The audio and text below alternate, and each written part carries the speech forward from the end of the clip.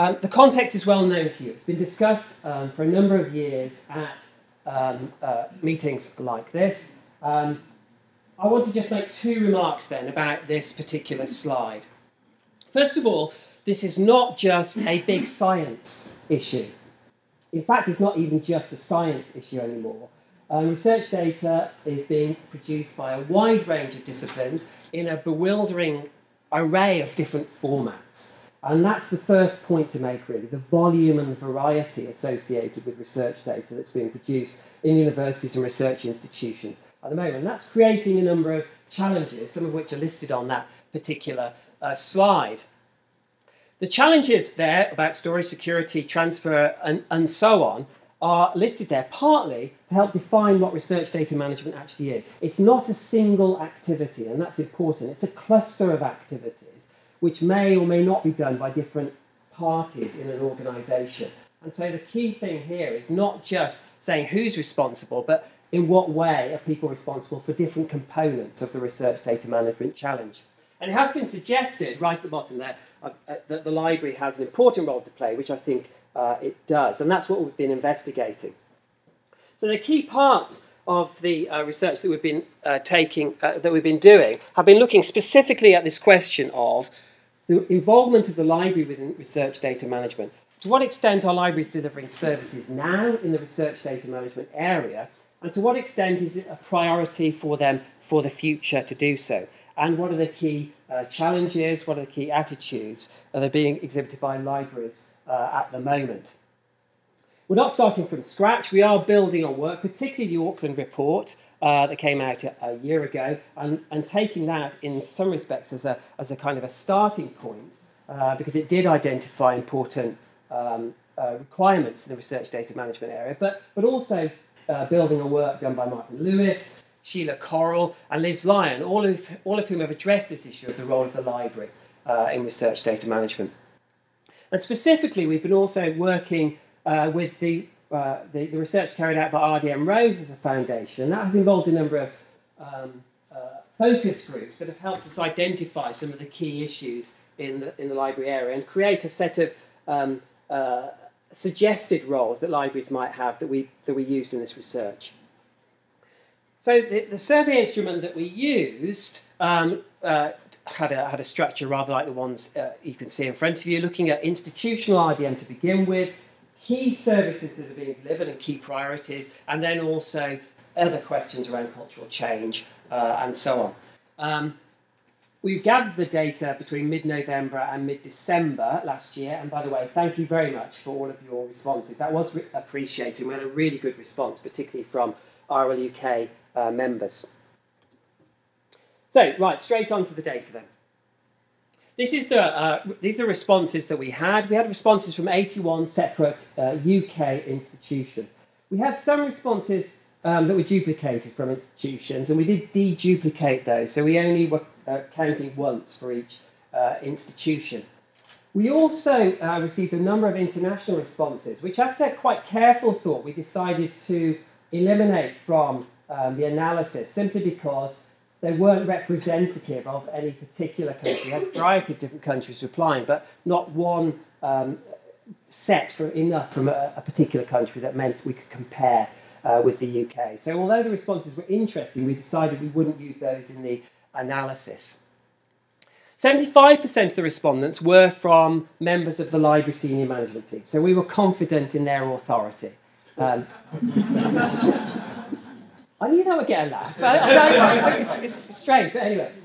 Yes, we were confident in the authority of the responses. Most of the other responses came from more specialised staff in the area of research support. And you can see how it's broken down by sectors there. We've broken into Russell Group, pre-92 universities, the old 94 group category, but that seems to be splintering a little bit, so we didn't use that. Post-92, the old polytechnics and other HEIs. We had 22 of the 24 Russell Group institutions reply, which is really good. I'm really pleased about that. 26% of responses came from converged services, although that didn't seem to make much difference in the kinds of responses that they gave, interestingly. Okay, so the first major question we asked was around institutional RDM policy? Do you have a formal policy in your institution? And 25, that is 31% of the respondents said that they did. Now that's interesting because data gathered by Sheila Correll a year before had only 17% of her respondents saying that. So we do seem to have some kind of movement going on here. We didn't see Sheila Correll's research before we embarked on ours, but we've seen it since. But it has given us an opportunity to make interesting comparisons, I think. The other interesting thing is that 43% expected to have a formal policy in place by the end of this year. So as you can see from the blue and the red combined, basically 3/4 of respondents expected to have a policy in place or had one in place when they responded very quickly.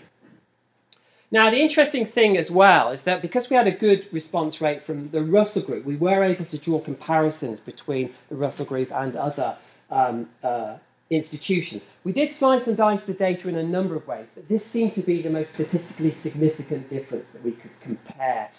And in this area, 40% of Russell Group institutions said they had a policy, compared with 25% of others. And that's reflected in the data in a number of places. The Russell Group are, I guess this isn't a surprise, but the Russell Group are ahead in this respect, in a number of areas of RDM. The interesting thing, though, is that the library is involved. In most cases, well, in pretty much all cases where the institution has a policy or is developing a policy, the library is involved in developing that policy. And that's, I think, an important finding. Some of the free text comments that came out of this were also particularly interesting. The emphasis was on collaboration and partnership building with other units within the organisation. And a lot of people also mentioned Pathfinder projects, particularly JISC-funded projects, which they were using as a way, as a vehicle for discussing research data management in their institution and for beginning to get greater awareness and policy development as well through their project. And I think that's quite important. They weren't all JISC projects, some had internal projects, but they were doing a similar sort of job. In some cases, the library was said to be taking a lead in this whole area.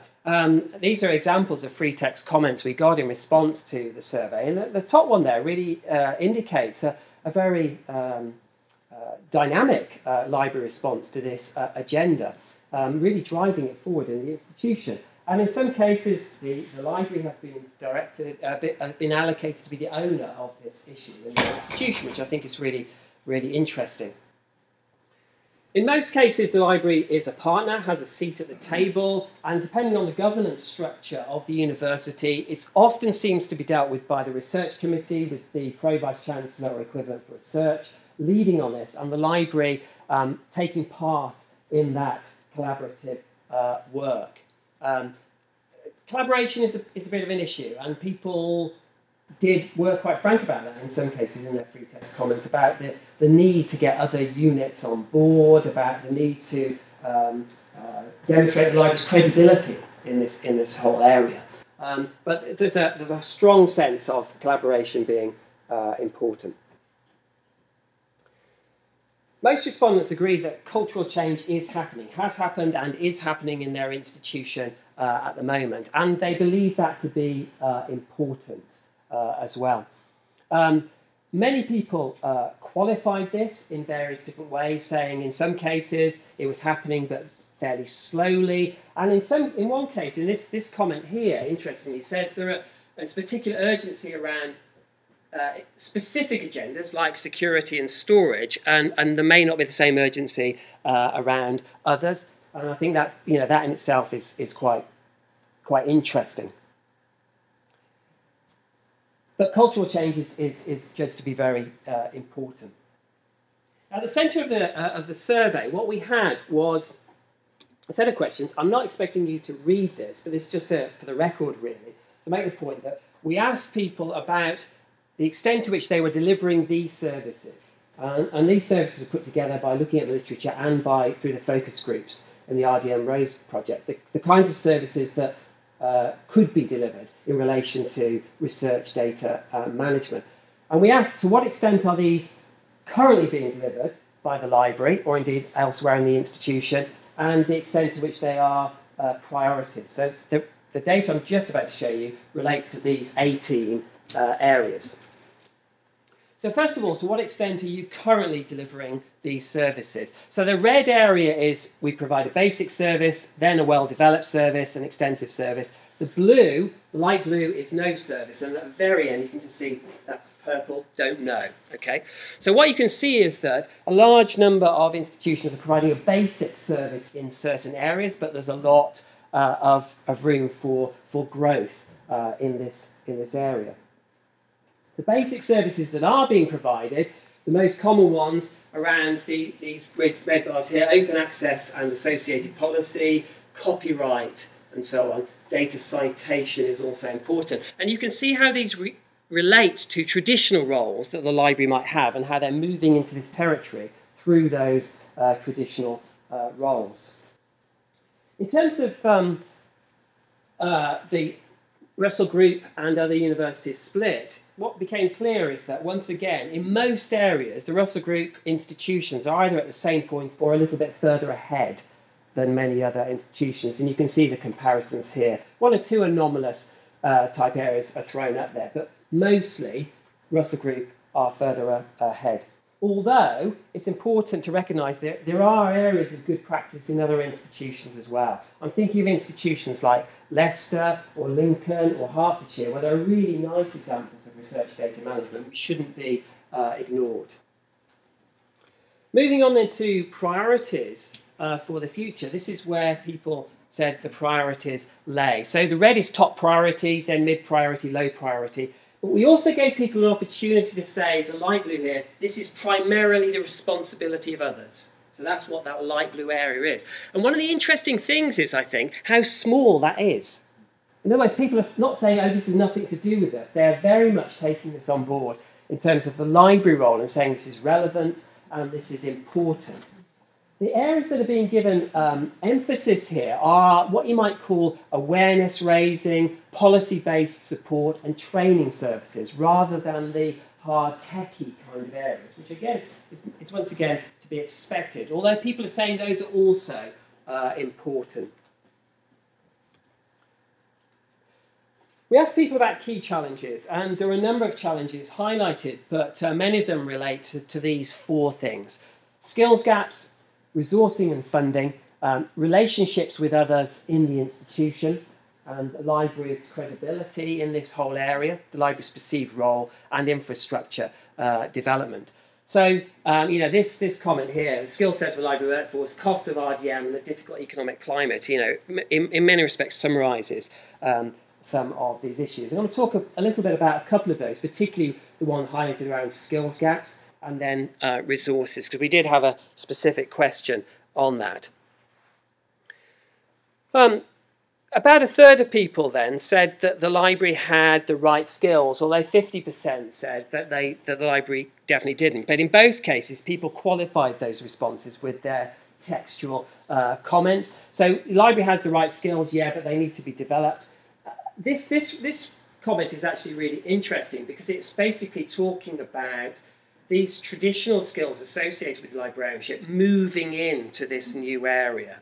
So although there's, if you like, the values to back this up, many people were saying the skills, specific technical skills, do need to be developed, but there's a good foundation to develop them on. So that was part of the agenda. We did ask about the extent to which people ought to be charged for research data management.